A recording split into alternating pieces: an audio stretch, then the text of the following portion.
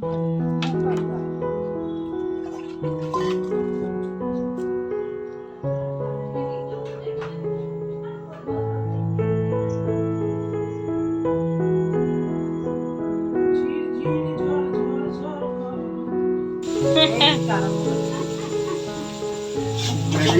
আমি দিলাম রঙ মা ধরতে গিয়ে বন্ধ হয়ে গেল চার্জে।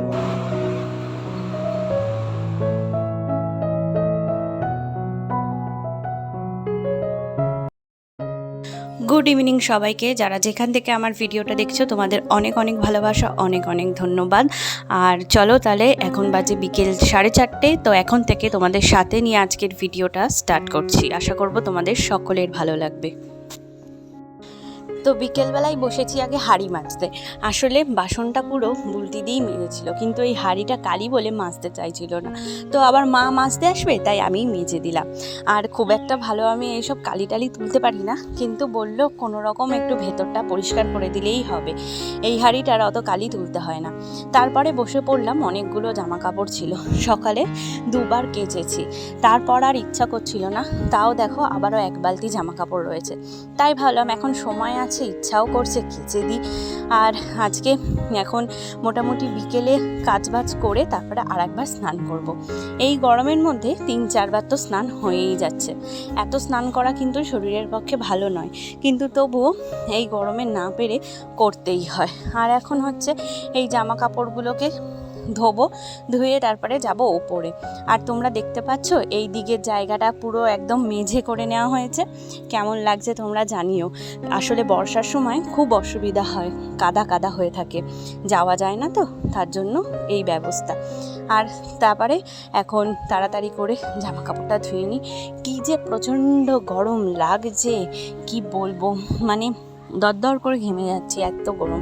এত গরমে না ইচ্ছা করে না সকালের দিকে কাজ করতে। তাই যদি কোনো জামা কাপড় বাকিও থেকে থাকে সেটা বিকেলেই করি। আর দুজন মিলে চলে এসেছি এখন ছাদে। আমার ননদ বলছে যে চলো তোমাকে আমি চিপড়ে দিই ভালো করে, আর রাতের দিকে তুলবো 8টা-9টার দিকে জামা কাপড়, আর তুমি মেলে দাও। আসলে আমি অত একদম ভালোভাবে চিপড়াতে পারি না, সত্যি কথা। ও ভালো করে চিপড়িয়ে দেয়, তাই তারপরে আমি মেলে দিলাম। না হলে আমি মেললে তো কোনো রকমে হালকা চিপড়েই মেলে দেবো আর কি।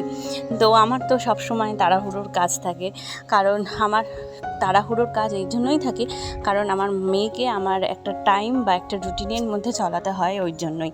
আর তার জন্যই হচ্ছে আমার একটু তাড়াহুড়ো থাকে।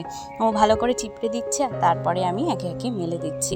আর ছাদে দেখো একটুকুও হাওয়া দিচ্ছে না, একটুকুও যদি গাছের পাতা নড়ে তো তোমরা বলবে, মানে কি বলবো, একটুখানি যদি হাওয়া দেয় তবে তো মানুষ স্বস্তি পায়।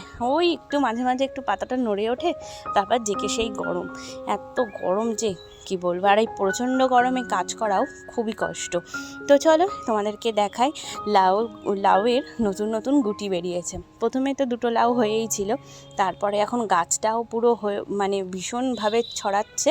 আর এই দিকটা পুরো বাবা আজকে মাচা করে দিয়েছে, খুব সুন্দর হয়েছে গাছটা। এর মধ্যেই কিন্তু আবার চাল কুমড়ো গাছও আছে, তোমরা কেউ যদি লক্ষ্য করে থাকো কমেন্টে জানিও। আর এই দেখো এই পাতাগুলোকে সব দিয়েছে রোদে শুকানোর জন্য। আর হচ্ছে ওইদিকে ঝাঁটার কাঠিও আছে, শুকাতে দিয়েছে। আর আমার এই বেবি ট্রিগুলো আমার মনের অনেক কাছের। আর মাম্মাম একদম ধরে না, নষ্ট করে না। আমার মাম্মাম খুবই লক্ষ্মী, কথা বোঝে, কথা শোনেও। আর দেখো এখন যাব হচ্ছে একটু গা হাত পা ধোবো। এখন প্রায় বেজে গেছে 5:45 মতো। তো এখন একটু ভালো করে স্নান টান করবো, করে তারপরে দেবো সন্ধ্যা। তো চলো, মা ওদিকে চলে যাচ্ছিলো ভাত বসাতে।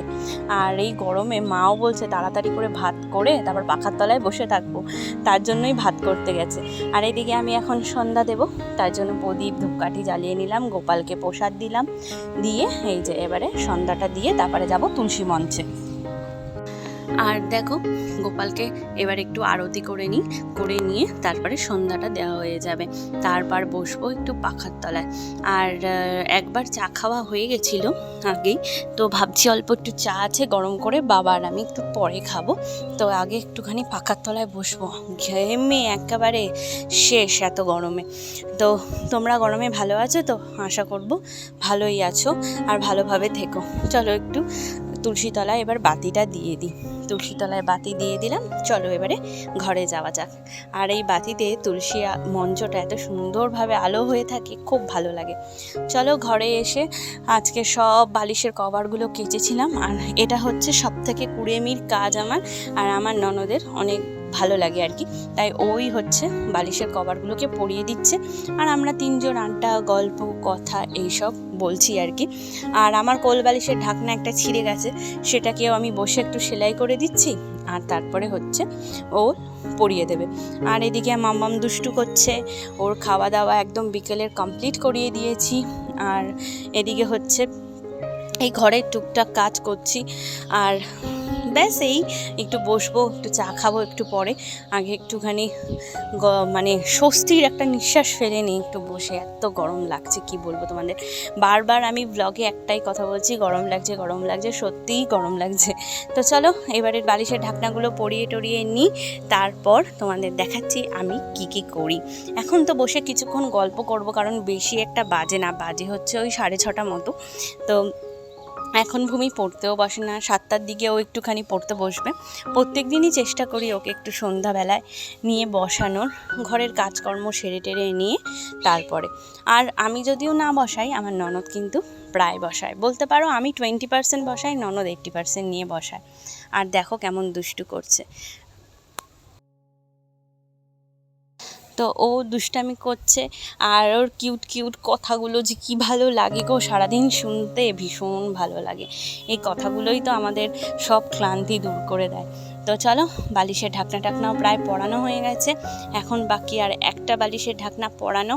আর চলো তোমাদেরকে একটা জিনিস দেখাই, এই যে ও কিভাবে পরায়। দেখো বালিশের কভারটাকে উল্টো করে এভাবে গুটিয়ে নিচ্ছে। এইভাবে নাকি খুব তাড়াতাড়ি করেই মানে কোলবালিশের ঢাকনা পরানো হয়ে যায়। তাই ভাবলাম তোমাদের সাথেও শেয়ার করি, তোমরা যারা আমার মতো তারা করতে পারে। আর এইদিকে দেখো এই গানটা বলো তো কী গান, একবার কিন্তু কমেন্ট করে জানিও। তো সুন্দর লাগছে গানটা শুনতে শুনতে কাজগুলো করতে। দেখো নিমেষের মধ্যে পড়িয়েও ফেললো।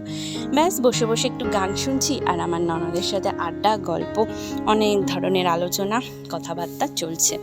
এইটা আমার খুব ভালো লাগে। সারাদিন কাজের মধ্যে তো সবার সাথে খুব একটা কথা বলা হয় না, যে যার কাজ নিয়ে আমরা সকলেই ব্যস্ত থাকি। আর মাম্মাম এদিকে দুষ্টামি করছে, আর আমিও ওর দুষ্টামি এনজয় করছি, আর আমার ননদের সাথে অনেক গল্প আড্ডা দিচ্ছি। তো চলো এইবার জানলার পর্দা সরিয়ে দেওয়া যাক। দুপুরবেলায় এসি চলে তো, তাই ঘরটা একটু ঠান্ডা থাকে। তো এখন বেশ গরম হয়ে গেছে, তাই ভাবলাম জানলাগুলো খুলে দিই। আমার আবার একটা দোষ আছে জানো তো, আমি জানলা দরজা বন্ধ করে থাকতে পারি না। আমার যেন কেন দম আটকে আসে। তার জন্যই মানে ঘর যদি একটু গরম হয়ে যায়, তখনই চেষ্টা করি যে তাড়াহুড়ো করে আগে জানলাটা খুলি, তারপর অন্য কিছু হবে। তো ফাইনালি মামাম পড়তে বসলো। এইবারে ও 1 ঘন্টা তো ওর পিসির কাছে পড়বে, যাবতীয় শেখাবে। তো চলো তোমাদেরকে একটা কবিতা শোনাই। হ্যাঁ তারপরে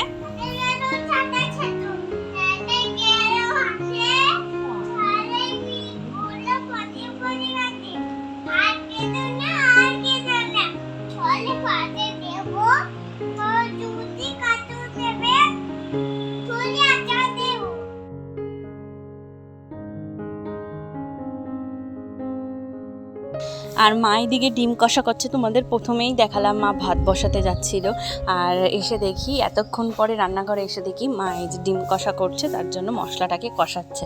আর মাও যখন রান্না করে তখন বাবা মায়ের সাথে দাঁড়িয়ে দাঁড়িয়ে অনেক গল্প করে, যাতে মা একটুও বোর না হয়, কারণ আমরা তো ঘরেই ছিলাম ওর জন্য। তো চলো ফাইনালি এবার চা খাওয়ার সময় হয়ে গেছে, এখন বাজে প্রায় 8টা মতো। তো আগে একবার চা খেয়ে নিয়েছিলাম, যেহেতু মা চা খায়নি আর একটু বেশি ছিল, তাই বাবা আর আমি শেয়ার করে খেয়ে নিলাম। চলো চাটা খেয়ে নিই। তো দেখো এখন চলে আসলাম মাম্মামের খাবারটা রেডি করতে। এখন বাজে 8:30। তো ওকে এই 2টো বিস্কুট দিয়ে পাতলা একটুখানি দুধ খাইয়ে দেবো, কারণ ওকে খাওয়াতে বসবো 9:30 10টার সময়, কারণ ও ঘুমায় 1টার সময়। তার জন্য, না হলে ওর তো খিদে পেয়ে যাবে। তো ওকে খাইয়ে দাইয়ে নিয়ে এই যে এখন 9টা বাজে, এখন আমি বসলাম হচ্ছে খেতে। তো 9টা বেশি বাজে, 9:15-15 বাজে। আমরা কিন্তু বাড়িতে খুব তাড়াতাড়ি ডিনার করে নিই, আর আমাদের সবটাই খুব তাড়াতাড়ি হয়, তোমরা দেখতেই পারলে। তো ব্যাস এবার একটু স্কিন কেয়ার, মামামকে খাওয়ানো, তারপরে ঘুমিয়ে পড়া। তো চলো আজকে এই পর্যন্তই। ভালো লাগলে লাইক শেয়ার সাবস্ক্রাইব করো।